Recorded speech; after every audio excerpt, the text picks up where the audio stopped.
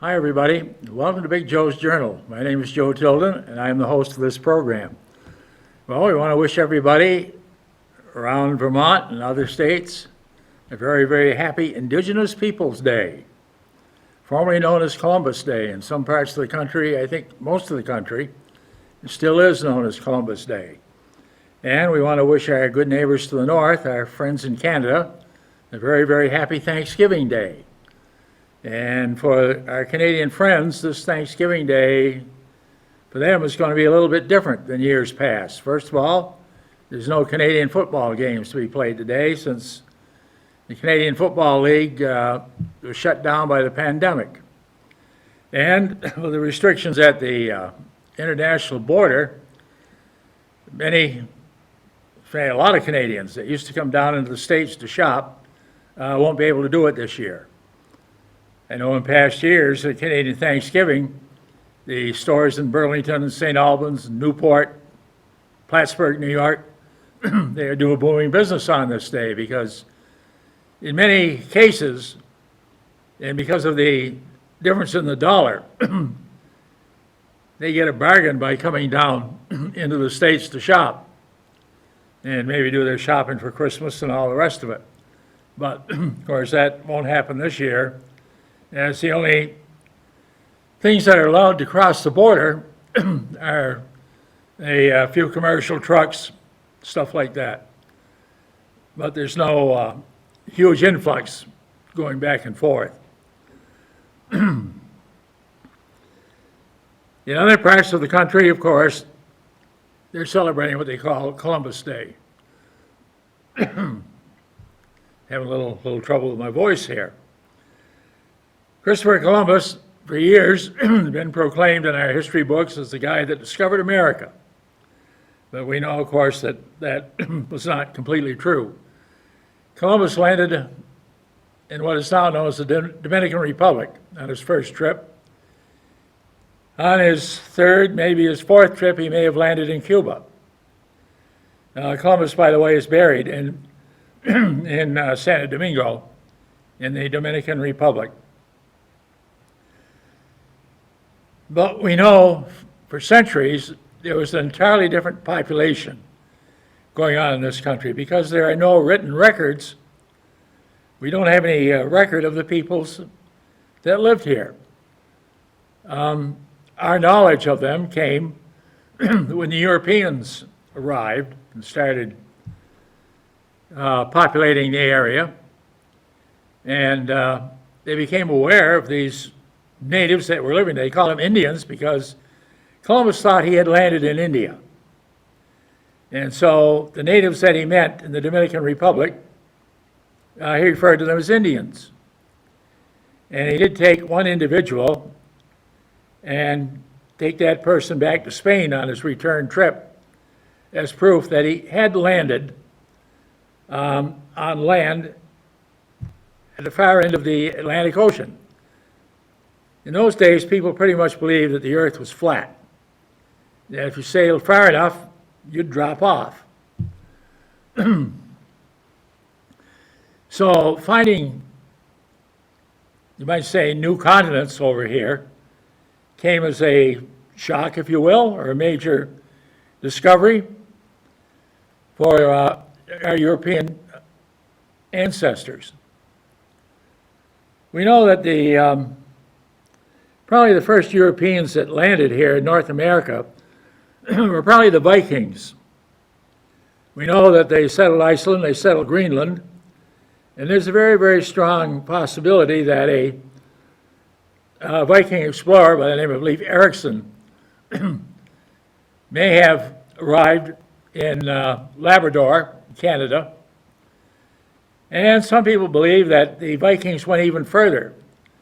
They probably progressed into our Midwest. And there is some evidence that there was Viking settlements out around the state of Minnesota. In fact, Minnesota's NFL football team, of course, are called the Minnesota Vikings. But there's no definite proof of that. Another incident that Columbus may not have been first here, when the Pilgrim Fathers, or the Pilgrims themselves, arrived at what is known now as Plymouth, Massachusetts in 1620, the Indian chief greeted them there in English, saying, "Hail, Englishmen," which meant that somewhere prior to the arrival of the Pilgrims, an English-speaking expedition had landed in that area, excuse me, had landed in that area, and that the natives there were familiar with the English language.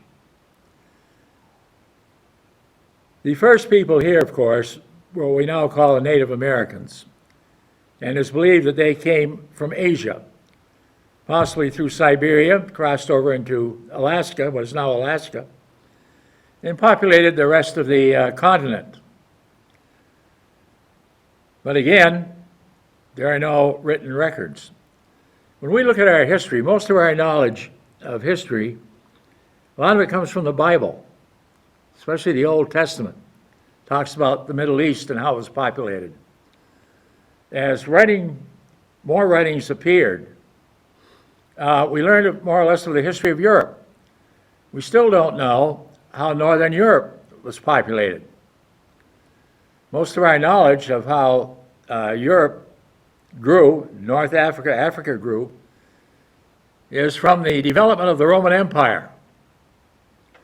And some of the great Greek historians, Roman historians, that recorded what was going on.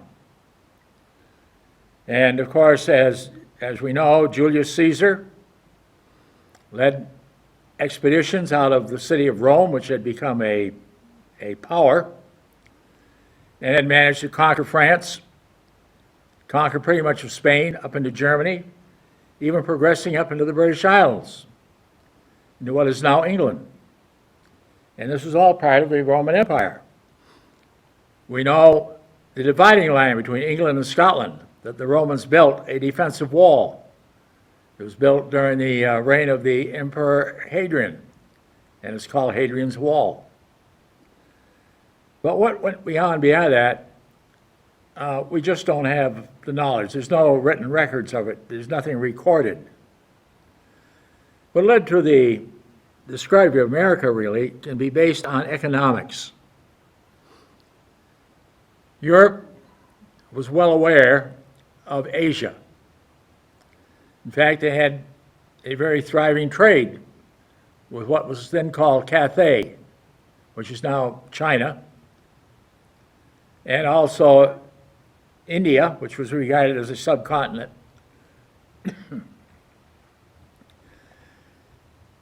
And much of the goods that were traded there had to travel overland. And of course, this led to raids. In fact, the Mongols, which were a very powerful people and a very powerful wild tribe, as many of these caravans would head out of Cathay and headed back to Europe with the goods that were coming back into Europe, they usually held them up and would relieve them of a large portion of what they had taken. Or merchants that were planning on doing business out of China had to be prepared to buy off some of these bandits or raiders or whatever you want to call them. So it became necessary, economically necessary, that Europe find another way of making contact with Asia. And the leadership in this discovery, for whatever reason, more or less fell to Portugal. Prince Henry the Navigator, as he's so called in history, was very, very interested in developing a route which would circle around the large continent of Africa. And at that time in Europe, they had no idea how big Africa was. They knew about North Africa, mainly because of Egypt and Algeria and what is now Morocco. But the southern part of Africa, the Europeans really had no idea just how large it was. And of course, at that time, there's no Suez Canal. Suez Canal would come centuries later. So it was necessary for the economic good of Europe that they find another way and not having air traffic in those days, had to be a sea route. And so Prince Henry the Navigator organized a school in Portugal where he more or less trained navigators with the idea of sailing south, possibly along the African coast, and then circling around and going up to Europe. Well, the first expedition that got as far as South Africa was led by a man named Bartholomew Diaz. And he got as far as South Africa, and he named that area in South Africa the Cape of Good Hope. But he was unable to go any further. But he brought his findings back, and his second expedition, under the leadership of Vasco da Gama, made the trip, circled the Cape of Good Hope, and landed in India.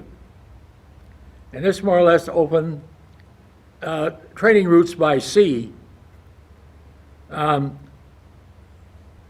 So you had commerce with India, you were going to have commerce with Southeast Asia and China, and so forth. But they were still looking for another route. And some people said, well, maybe, since there's water on the other side, maybe this earth is not flat. Maybe it's round. Well, it was Christopher Columbus who was inspired by these ideas. Christopher Columbus, of course, was from Genoa in Italy. And he had some training at Prince Henry the Navigator's School. But to undertake an exploratory village or adventure like this was a financial gamble. And his first requests were turned down. He finally went to Spain, which had been a number of provinces, had been united by military conquest pretty much, but also by a marriage between Ferdinand and Isabella. And he pretty much sold Queen Isabella on the idea to finance a voyage that would depart from Spain and would sail west. The idea, hopefully, that by sailing west, they would have a direct route across the ocean into China. And after much convincing and so forth, Queen Isabella agreed to finance this type of a campaign. And so he got 3 ships, the Santa Maria, the Nina, and the Pinta. And a lot of seamen weren't really interested in risking their lives and falling off the end of the earth. And a lot of people thought Columbus was a little bit nuts. But most of his crew were taken from the prisons of Spain. Said, well, let's get rid of these guys. We'll put them to sea on these 3 ships under the command of Christopher Columbus. And so it was. And they set sail in 1492. And you know the little slogan you learned in grade school in 1492, Columbus sailed the ocean blue. And after many days at sea and the possibility of mutiny and so forth, the Santa Maria landed in what is now the Dominican Republic.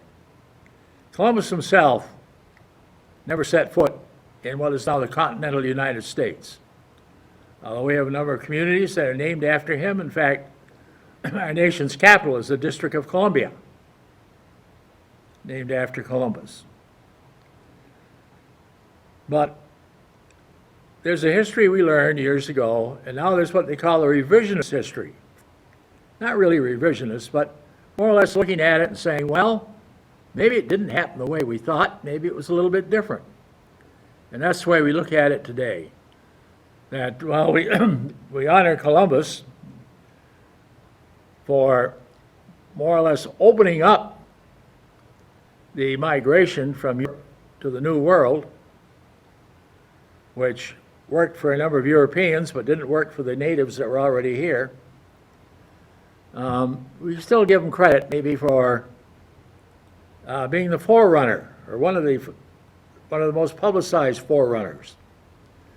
The guy that really took Columbus's trips very seriously and studied them and through other explorations, was able to draw a fairly good map of two separate continents over here, and that was another Italian by the name of Americus Vespucci.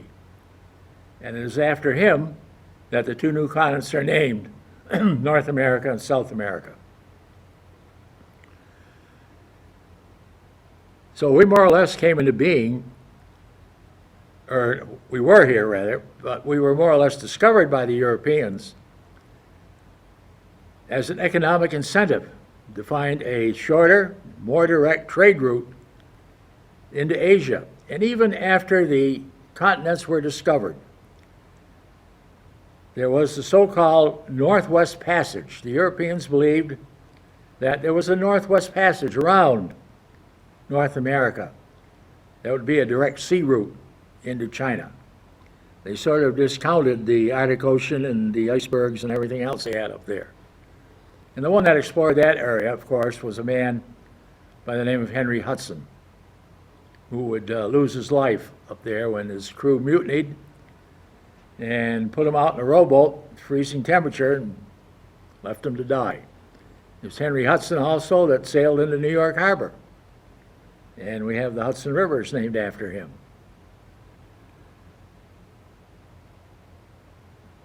So, much discussion. Who came first? Well, first of all, of course, were the Native Americans. And as time went on, more and more Europeans turned their eyes to the West and came over to this new land, many for many different reasons. For the Spanish, following up on Columbus's conquest, other Spanish explorers came here. Ponce de Leon didn't want to grow old, looking for the fountain of youth. He is credited with discovering Florida. Ferdinand de Soto was a Spanish military man, adventurer. They credit him with discovering the Mississippi, because he pretty much explored the area around what is now Alabama and Mississippi and Louisiana and that area. Claimed it for Spain. And you had Coronado, who went looking for gold in Peru and then came up through Mexico. Cortez, the man who conquered Mexico in the name of Spain and enslaved many of the natives.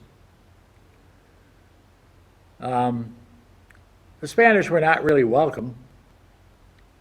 In South America, Brazil, settled by the Portuguese. And Portuguese is still spoken in Brazil. Brazil, the largest continent in South America. The rest of South America pretty much settled by the Spanish. And up here in North America, of course, the battle between the English, who settled on the East Coast, the French, who settled in what is now Canada, Quebec, Montreal, and pretty much the central section of the United States. On the other side, you had the Spanish, who were in our southwestern area, Texas, New Mexico, Arizona, California.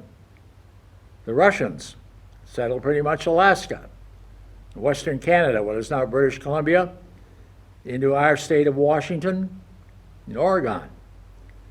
So once this new land was discovered, it didn't take long before these European countries began moving in and staking out claims, claiming land. They brought with them their culture, pretty much. They also brought with them their diseases and their sickness. And it was probably the disease of smallpox, which was rampant in Europe. And once it was introduced, if you will, into North America, it probably killed off more Native Americans than any firearms that the English may have provided in taking away Native American land. One of the big drawbacks of our Declaration of Independence is the tail end of it, where Thomas Jefferson speaks about the Native Americans as savages. And in the eyes of the settlers, they were savages. But in the eyes of the Native Americans, they were losing their land. As the Europeans moved in, they had superior firepower and everything else. They were taking the land that the Native Americans claimed as their own. And many tribes were being destroyed. they were being forced to move out of their native lands, move into the West, and it was only natural that you want to defend what is yours, defend your homeland. And consequently, you had these huge battles between the Native Americans and the white settlers that were coming into this country. In a number of cases, a number of Indian tribes, they'd had their battles, tribe to tribe. They allied themselves with the New English settlers to defeat their arch rivals. And then they themselves would later be vanquished as more and more white settlers came in from Europe and pushed back the Native Americans or the Indians that were already here. The Champlain Valley, the scene of many, many clashes, particularly between the Iroquois tribe, the Mohawks primarily, which were one of the Iroquois nations, and from Canada, the Hurons. Samuel de Champlain, when he looked upon that big lake that he named after himself, when he was sailing with the Huron tribe down the lake, he had moved into Iroquois territory. And when they attacked, he had what they call a blunderbuss. Now, the Native Americans had never seen firepower like that before. And Champlain was able to use it and drive them off temporarily. Consequently, the Iroquois, more or less, aligned themselves with the British. And on the other side, the Algonquin nation, the Hurons and those tribes, aligned themselves with the French. And of course, this would set the stage with the French and Indian War, which later on, the Revolutionary War, the War of 1812, and the Indian Wars that were fought between the United States military and the Native American tribes defending their homeland. I know even today, you see some of these Western films, and many of the Indians are the bad guys. The good guys are the Americans, people like John Wayne and Matt Dillon, Marshal Matt Dillon, who learned to speak the Indian language and can make peace with the various tribes, which are gradually dwindling in the land they control and in their authority. But they still represent a menace to the white settlers that are moving into that territory. Well, looking at what we have now, as you know, last week, and I hope many of you watched it, last Wednesday night, was the debate, the vice presidential debate between Kamala Harris and Vice President Pence. And in contrast to the presidential debate the previous week, this one went very, very well. I thought both people represented their cases very well. Mr. Pence, unfortunately, for whatever reason, he has become more or less a bootlicker for the incumbent president. But he is a man that is very, very talented, and he really doesn't need to be making excuses for the current president. He's a man that has quality, he's a gentleman, and he's got tremendous ability in his own right. But he seems in the eagerness to be vice president, maybe in hopes of succeeding Trump as president, which won't happen, that he is willing to more or less subject himself and be the bootlicker for the current president. But he handled himself very well in this debate. Kamala Harris, I thought she did very, very well herself. And she certainly was in command of the situation much of the time. The time she corrected when Mr. Pence attempted to speak over her, and she kind of corrected him. She didn't tell him to shut up the way Joe Biden had Trump, but she reminded him, I am speaking. I have the floor. I am speaking.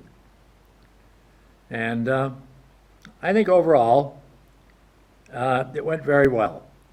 Now, are there going to be any more presidential debates? Well, the one scheduled for this week, of course, has been canceled.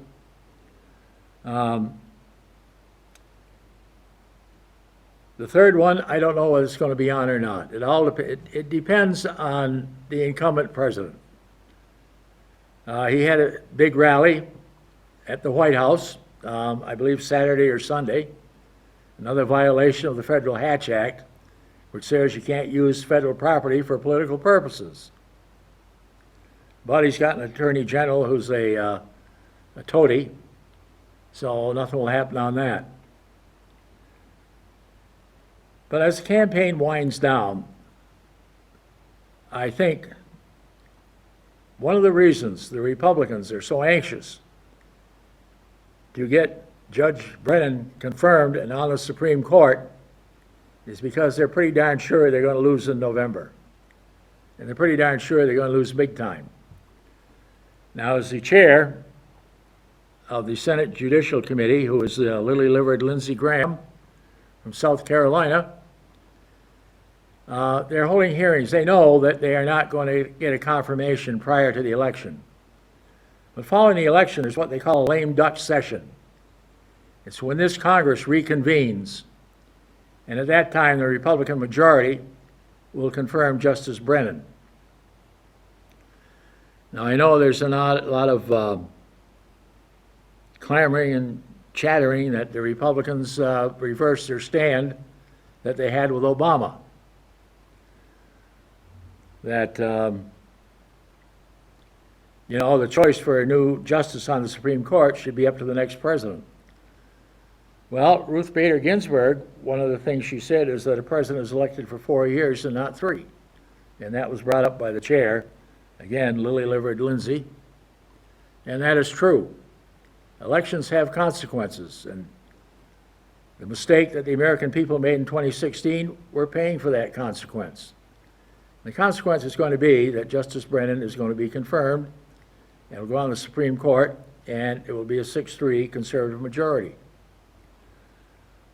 I think, depending on how this election goes in November, Joe Biden, Kamala Harris take over the administration. The House remains in Democratic control. The Senate swings over to Democratic control. Looking at the idea of the balance of power, it might not be such a bad idea to have a conservative Supreme Court at that time and to see which way we're going. Now, I know a lot of people are going to say, what are you talking about, and all that. When our founding fathers organized the government, they wanted a series of checks and balances. 3 divisions, each one having a certain check or certain control over the other. For example, the president appoints justice to the Supreme Court or nominates them. That has to be approved by the Senate. That's the control there. The House controls the budget. That's the limit there. The Supreme Court passes judgment on laws that are passed by the Congress, signed into law by the president, whether they comply with the Constitution or not. That's the control that the Supreme Court has. And of course, the president has control of being the chief executive. Anything that goes into law, he has to sign, or he has to veto. And if he doesn't like it, he vetoes it, goes back. That veto has to be overridden by a majority vote in both the Senate and the House. So there's that checks and balance system. And from the looks of this election, we're going to have a new president, vice president. Hopefully, they're going to ditch Mitch, and we're going to have a Democratic-controlled Congress. So with a conservative House, or conservative court, rather, there may be that checks and balances and everything else. I know a lot of people are worried. They're saying, well, once Judge Brennan gets on there, she's the mother of 7. She taught law at Notre Dame. She's going to vote to overturn Roe v. Wade. I don't think so, the way I see it right now. Maybe, but I don't think so. Well, with that, everybody have a very happy Indigenous Peoples Day. May Almighty God in His infinite wisdom continue to bless the United States. God love you. We'll see y'all next week, and don't forget to vote.